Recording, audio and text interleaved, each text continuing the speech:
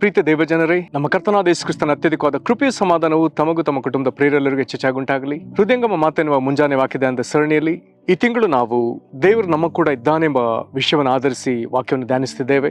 ಈ ದಿನ ನಾವು ಧ್ಯಾನಿಸುವಂತ ದೇವರ ವಾಕ್ಯದ ಭಾಗ ಮಾರ್ಕನು ಬರೆದ ಸುವಾರ್ತೆ 16ನೇ ಅಧ್ಯಾಯ 20ನೇ ವಚನ. ಮಾರ್ಕ 16:20. ಇತ್ತಲಾಗಿ ಅವರು ಹೊರಟು ಹೋಗಿ ಎಲ್ಲೆಲ್ಲಿಯೂ ಸುವಾರ್ತೆಯನ್ನು ಸಾರಿದರು ಮತ್ತು ಕರ್ತನ ಅವರು ಕೂಡ ಕೆಲಸ ಮಾಡುತ್ತಾ ಸೂಚಕ ಕಾರ್ಯಗಳಿಂದ ಸುವಾರ್ತೆಯ ವಾಕ್ಯವನ್ನು ಬಲಪಡಿಸುತ್ತಾ ಇದ್ದನು. ಈ ವಾಕ್ಯವನ್ನು ಗ್ರಹಿಸಲಿಕ್ಕೆ ಶಕ್ತರಾಗುವಂತ ದೇವರು ತಾನೇ ತನ್ನ ಆತ್ಮನ ಮೂಲಕ ನಮಗೆ ತನ್ನ ಹೆಚ್ಚಾದ ಗ್ರಹಿಕೆಯನ್ನು ಅನುಗ್ರಹಿಸಲಿ.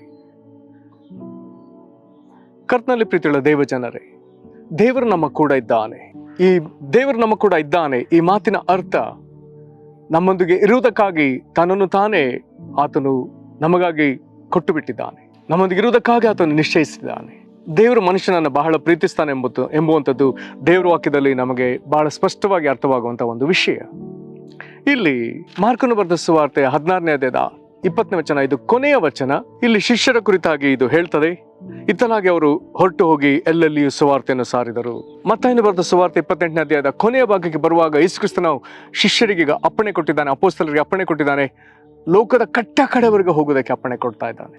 ಕಾರಣ ದಿಗಂತದಿಂದ ದಿಗಂತದವರೆಗೂ, ಒಂದು ಸಾಗರದ ಎಲ್ಲೆಯಿಂದ ಇನ್ನೊಂದು ಎಲ್ಲೆಯವರೆಗೂ, ಭೂಲೋಕದ ಕಟ್ಟ ಕಡೆವರೆಗೂ ಹೋಗಿ ಸುವಾರ್ತೆಯನ್ನು ಸಾರುವುದಕ್ಕಾಗಿ ದೇವಾದಿದೇವನು, ಕರ್ತಾದಿಕರ್ತನು, ರಾಜಾದಿರಾಜನು ಅಪ್ಪಣೆ ಕೊಟ್ಟಿದ್ದಾನೆ. ಅಪ್ಪಣೆಯನ್ನು ತೆಗೆದುಕೊಂಡು ಈ ಮಹಾಜ್ಞೆಯನ್ನು ಹೊಂದಿಕೊಂಡು ಅವರು ಎಲ್ಲೆಲ್ಲಿಯೂ ಹೋಗಿದ್ದಾರೆ. ಹೋದವರು ಒಂದು ವೇಳೆ ಒಬ್ಬಂಟಿಗರಾಗಿ ಹೋಗಿರ್ಲಿಕ್ಕೆ ಸಾಧ್ಯ. ಹೋದವರು ತಮ್ಮದೇ ದೇಶದವರ ಬಳಿಗೆ ಅನ್ನೋದಕ್ಕಿಂತಲೂ ತಮಗೆ ಅರಿಯದ ದೇಶ, ಅವ್ರಿಗೆ ಗೊತ್ತಿಲ್ಲದ ಭಾಷೆ, ಅವ್ರಿಗೆ ಗೊತ್ತಿಲ್ಲದ ಊಟದ ಪದ್ಧತಿಗಳು, ಹೀಗೆ ನಾನಾ ಪರಿಸ್ಥಿತಿಗಳ ನಡುವೆ ಅವರು ಹೋಗಿದ್ದಾರೆ. ಅವರೆಲ್ಲರಿಗೂ ಯೇಸು ಕ್ರಿಸ್ತನ ಕುರಿತಾಗಿ ಅವರು ಸಾರ್ತಿದ್ದಾರೆ. ಆದರೆ ಇವರು ಸಾರಿದ ಸುವಾರ್ತೆಯನ್ನ ಅವರು ಅದನ್ನು ಕೇಳಿಸಿಕೊಳ್ಳುವರು, ಗ್ರಹಿಸಿಕೊಳ್ಳುವುದು ಹೇಗೆ? ಇವರು ಸಾರುತ್ತಿರುವಂಥ ದೇವರು ನಿಜವಾದ ದೇವರೆಂಬುದಾಗಿ ಅವರು ಅರಿತುಕೊಳ್ಳುವುದು ಹೇಗೆ? ಇಲ್ಲಿ ಮೊಟ್ಟ ಮೊದಲನೇ ವಿಷಯ, ಇತ್ತಲಾಗಿ ಅವರು ಹೊರಟೋಗಿ ಎಲ್ಲೆಲ್ಲಿ ಸುವಾರ್ತೆಯನ್ನು ಸಾರಿದರು. ಹಾಗಾದರೆ ಈ ಮಹಾಜ್ಞೆಯನ್ನು ಕರ್ತನಿಂದ ಹೊಂದಿಕೊಂಡ ಅಪೊಸ್ತಲರು, ಶಿಷ್ಯರು ಎಲ್ಲೆಲ್ಲಿ ಹೋಗಿ ಸುವಾರ್ತೆಯನ್ನು ಸಾರಿದರು ಎನ್ನುವಂಥ ಈ ಮಾತಿನಲ್ಲಿ ಅಪೊಸ್ತಲರಲ್ಲಿಯೂ ಶಿಷ್ಯರಲ್ಲಿಯೂ ತೋರಿ ಬಂದ ವಿಧೇಯತೆ ಕಾಣ್ತದೆ. ಕರ್ತನ ಅಪ್ಪಣೆ ಕೊಟ್ಟಿದ್ದಾನೆ, ಈಗ ಅವರು ಅದಕ್ಕೆ ವಿಧೇಯರಾಗಿದ್ದಾರೆ. ಕರ್ತನ ಅವರಿಗೆ ತೋರ್ಪಡಿಸಿದ ದಿಕ್ಕುಗಳಿಗೆ ಅವರು ಹೋಗಿದ್ದಾರೆ, ಅಲ್ಲಿ ಅವರು ಸುವಾರ್ತೆ ಸಾರಿದ್ದಾರೆ, ವಿಧೇಯತೆ ತೋರಿದ್ದಾರೆ. ವಿಧೇಯತೆಯನ್ನು ಮೆಚ್ಚುವ ದೇವರು ಆತನೇನು ಮಾಡ್ತಿದ್ದಾನೆ? ವಾಕ್ಯದಲ್ಲಿ ಬರ್ತದೆ, ಅವರು ಸುವಾರ್ತೆಯನ್ನ ಸಾರ್ತಾರೆ ಮತ್ತು ಇಲ್ಲಿ ಮುಂದುವರೆದು ಬರ್ತದೆ, ಕರ್ತನು ಅವರ ಕೂಡ ಕೆಲಸ ಮಾಡುತ್ತಾ. ಇನ್ನೊಂದು ಬಹಳ ವಿಶೇಷವಾದ ವಿಷಯ, ಮತ್ತಾಯ ಕೊನೆಯ ಭಾಗದಲ್ಲಿ ನಾವು ಗಮನಿಸ್ತೇವೆ, ಯುಗದ ಸಮಾಪ್ತರಿಗೆ ಎಲ್ಲಾ ದಿವಸ ನಾನು ನಿಮ್ಮ ಸಂಗಡ ಇದ್ದೇನೆಂಬುದಾಗಿ ಅಪೊಸ್ತಲರಿಗೆ, ಶಿಷ್ಯರಿಗೆ, ಸುವಾರ್ತೆ ಸಾರುವವರಿಗೆ ವಾಗ್ದಾನ ಕೊಟ್ಟ ದೇವರು ಈಗ ಅವರು ಎಲ್ಲೆಲ್ಲಿ ಹೋಗಿ ಸುವಾರ್ತೆ ಸಾರುವಾಗ ಆತನ ಅವರು ಕೂಡ ಕೆಲಸ ಮಾಡ್ತಿದ್ದಾನೆ. ಎಂಥ ವಿಚಿತ್ರವಾದ ವಿಷಯ. ಅಪೊಸ್ತಲರ ಬರವಣಿಗೆಗಳನ್ನು ಓದುವಾಗ ಅವರು ಬರೆಯುವಂಥದ್ದು, ನಾವು ಕರ್ತನ ಜೊತೆ ಕೆಲಸದವರು, ಯೇಸು ಕ್ರಿಸ್ತನೊಂದಿಗೆ ಜೊತೆ ಕೆಲಸದವರು ಎಂಬುದಾಗಿ ಅವರು ತಮ್ಮನ್ನು ಕರೆಕೊಳ್ತಾರೆ. ಈ ವಾಕ್ಯದಲ್ಲಿ ಅದೇ ವೇಳೆಯಲ್ಲಿ ಇನ್ನೊಂದು ವಿಚಿತ್ರವಾದ ಮಾತು ಬರ್ತದೆ, ಕರ್ತನವರು ಕೂಡ ಕೆಲಸ ಮಾಡುತ್ತಾ. ಹಾಗಾದ್ರೆ ಸುವಾರ್ತೆ ಸಾರುವವರ ಜೊತೆಗೆ ಜೊತೆ ಕೆಲಸದವನಾಗಿ ಇಲ್ಲಿ ಕರ್ತನು, ಕ್ರಿಸ್ತನು ಇವರೊಂದಿಗೆ ಈಗ ಇಲ್ಲಿ ಆತನು ಕಾಣಿಸಿಕೊಳ್ತಾನೆ. ಸುವಾರ್ತೆಯು ಪ್ರಬಲವಾಗಿ ಸಾರಲ್ಪಟ್ಟ ಎಲ್ಲಾ ಸ್ಥಳಗಳಲ್ಲಿ ಪರಲೋಕ ರಾಜ್ಯದ ಉಪಸ್ಥಿತಿಯನ್ನ ನಾವು ಕಾಣಬಹುದು. ಅದ್ಭುತವಾದ ಸಂಗತಿಗಳು.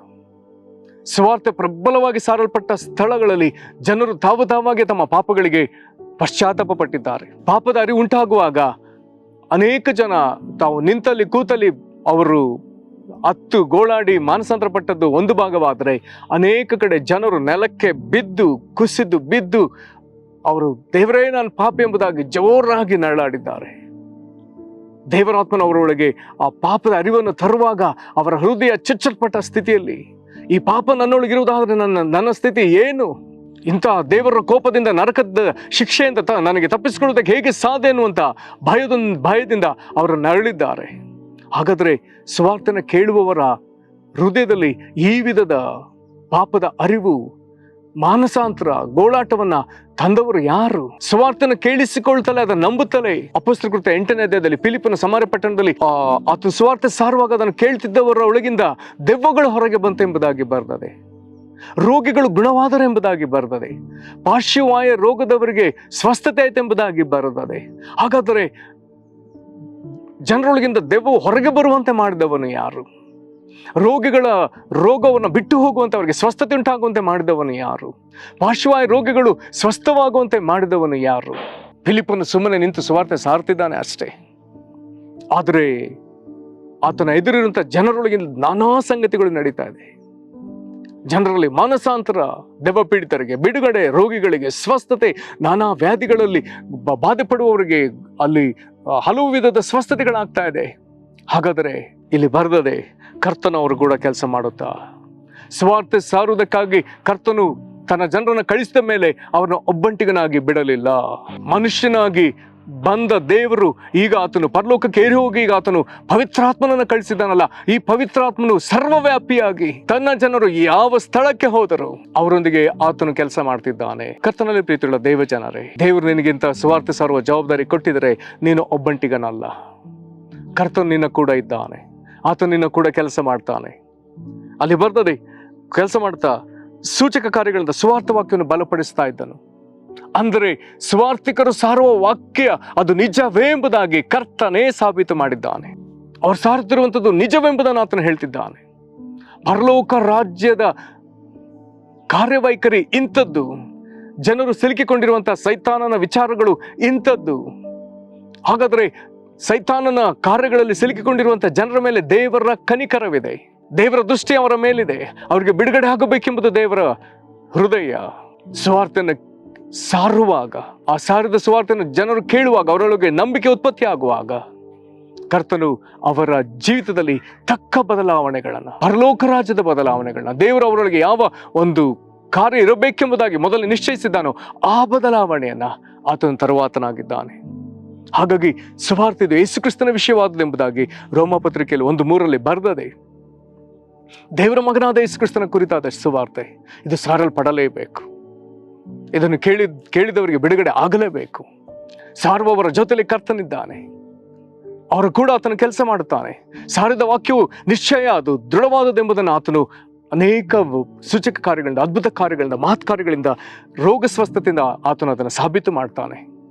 ಕರ್ತನು ಇಂಥವರ ಕೂಡ ಇದ್ದಾನೆ. ದೇವರಿಗೆ ಸ್ತೋತ್ರ, ದೇವರಿಗೆ ಸ್ತೋತ್ರ. ಎಲ್ಲ ಮನುಷ್ಯರ ಜೊತೆ ಇರುವಂಥ ದೇವರು ಸುವಾರ್ತೆ ಸಾರುವ ಜನರೊಂದಿಗೂ ಆತನಿದ್ದಾನೆ. ಇದೆಲ್ಲವೂ ಸುಮ್ಮನೆ ವಾಕ್ಯವಾಗಿ ಉಳಿದಿಲ್ಲ. ಚರಿತ್ರೆಯಲ್ಲಿ ಸಾವಿರಾರು ವರ್ಷಗಳಲ್ಲಿ ಇಲ್ಲಿಯ ತನಕವೂ ಇದು ನಡೆಯುತ್ತಾ ಬರುತ್ತಿರುವಂಥ ಕಾರ್ಯವಾಗಿದೆ. ಅನುದಿನವೂ ಸಾಬೀತಾಗುತ್ತಿರುವಂಥ ವಚನವಾಗಿದೆ. ಕರ್ತನಿಗೆ ಸ್ತೋತ್ರ. ನೀನು ಸುವಾರ್ತೆಯನ್ನು ಸಾರುವುದಾದರೆ ಈ ಅನುಭವ ನಿನಗೂ ಉಂಟು. ಪ್ರಾರ್ಥನೆ ಮಾಡೋಣ. ಮಹಾಕೃಪೆಯ ಪರಲೋಕ ತಂದೆ, ಸುವಾರ್ತೆ ಸಾರುವುದಕ್ಕಾಗಿ ಮಹಾಪಣೆ ಕೊಟ್ಟಿಯಲ್ಲಪ್ಪ. ಆ ವಾಕ್ಯವನ್ನು ತೆಗೆದುಕೊಂಡು ಕರ್ತನ ಎಲ್ಲೆಡೆ ಸಂಚರಿಸಿ ಸುವಾರ್ತೆ ಸಾರಿದ ಅಪೊಸ್ತಲರೊಂದಿಗೂ ಶಿಷ್ಯರೊಂದಿಗೂ ಮುಂದೆ ಅದರ ನಂತರದ ಪೀಳಿಗೆಗಳೊಂದಿಗೂ ಇಂದಿನವರೆಗೂ ಕರ್ತನೆ ನೀನು ಸುವಾರ್ತೆ ಸಾರುತ್ತಿರುವಂಥ ಕ್ರಿಸ್ತನ ಕುರಿತಾದ ದೇವರ ಮಗನಾದ ಯೇಸು ಕ್ರಿಸ್ತನ ಕುರಿತಾಗಿ ಸಾರುತ್ತಿರುವವರೆಲ್ಲರ ಸಂಗಡ ನೀನು ಇದ್ದು ಕರ್ತನೆ ಅವರು ಕೂಡ ಕೆಲಸ ಮಾಡ್ತಿದೆಯಲ್ಲ, ನಿನಗೆ ನಾವು ಕೊಂಡಾಡ್ತೇವೆ, ನಿನಗೆ ಸ್ತೋತ್ರ ಸಲ್ಲಿಸ್ತೇವೆ. ನಿನಗೆ ಮಹಿಮೆ ಆಗಲಿ. ಪ್ರೀತಿಯ ತಂದೆ, ಪ್ರೀತಿಯ ತಂದೆ, ನೀನು ಕರ್ತನೆ ಸಾರುತ್ತಿರುವಂಥ ವಾಕ್ಯಗಳು ಅದು ಬಹು ನಿಶ್ಚಯವೆಂಬುದನ್ನು ಸಾಬೀತು ಮಾಡುವಂತೆ ಜನರೊಳಗೆ ಮಾನಸಾಂತರವನ್ನು ತರ್ತಾ ಇದ್ದಿ, ಅವರ ಹೃದಯವನ್ನು ದೇವರ ಕಡೆಗೆ ತಿರುಗಿಸ್ತಾ ಇದ್ದಿ, ರೋಗ ಸ್ವಸ್ಥತೆ ತರ್ತಾ ಇದ್ದಿ, ದೆವ್ವಗಳಿಂದ ಬಿಡಿಸ್ತಾ ಇದ್ದಿ. ನಿನಗೆ ಮಹಿಮೆ ಆಗಲಿ ಕರ್ತನೇ, ನಿನಗೆ ಮಹಿಮೆ ಆಗಲಿ ಅಪ್ಪ. ಈ ವಾಕ್ಯವನ್ನು ಕೇಳಿ ಕರ್ತನ ನನ್ನ ಕೂಡ ಇದು ಕೆಲಸ ಮಾಡಲಿ ಎಂಬುದಾಗಿ ಬಯಸುವವರು, ನಾನು ಸುವಾರ್ತೆ ಸಾರ್ತನೆ ಎಂಬುದಾಗಿ ಕರ್ತನೆ ತೀರ್ಮಾನಿಸುವವರನ್ನ ವಿಶೇಷವಾಗಿ ಆಶೀರ್ವದಿಸಿರಿ ಕರ್ತನೆ. ಇವರು ಸಹ ಸುವಾರ್ತೆ ಸಾರುವಾಗ ಅದ್ಭುತ ಸೂಚಕ ಕಾರ್ಯಗಳಿಂದ ಕರ್ತನೆ ಇವರು ಸಾರುವ ಸುವಾರ್ಥ ವಾಕ್ಯವು ಕರ್ತನೆ ನಿನ್ನದೇ ಎಂಬುದನ್ನು ನೀನು ಸಾಬೀತು ಮಾಡುವುದಕ್ಕಾಗಿ ನೀನು ಕಾದಿದ್ದಿ. ಈ ನಿನ್ನ ಮಕ್ಕಳು ಸುವಾರ್ತೆಯ ಕೆಲಸದಲ್ಲಿ ಸಫಲತೆಯನ್ನು ಕಾಣಲಿ. ಬಂಧಿಸಲ್ಪಟ್ಟ ನನ್ನ ಜನರು ಬಿಡುಗಡೆ ಹೊಂದಲಿ, ರೋಗಿಗಳು ಗುಣವಾಗಲಿ, ದೆವ್ವಗಳಿಂದ ಸೈತಾನದಿಂದ ಬಂಧಿಸಲ್ಪಟ್ಟ ಜನರಿಗೆ ಬಿಡುಗಡೆ ಆಗಲಿ. ಕರ್ತನೆ ಆಶೀರ್ವದಿಸಿರಿ. ನಿನಗೆ ಸ್ತೋತ್ರ, ನಿನಗೆ ಸ್ತೋತ್ರ. ಯೇಸು ಕ್ರಿಸ್ತನ ಹೆಸರಲ್ಲಿ ಬೇಡಿದ್ದೇವೆ ನಮ್ಮ ತಂದೆಯೇ, ಆಮೇನ್. ಕರ್ತನು ನಿಮ್ಮನ್ನು ಆಶೀರ್ವದಿಸಲಿ. ವಂದನೆಗಳು.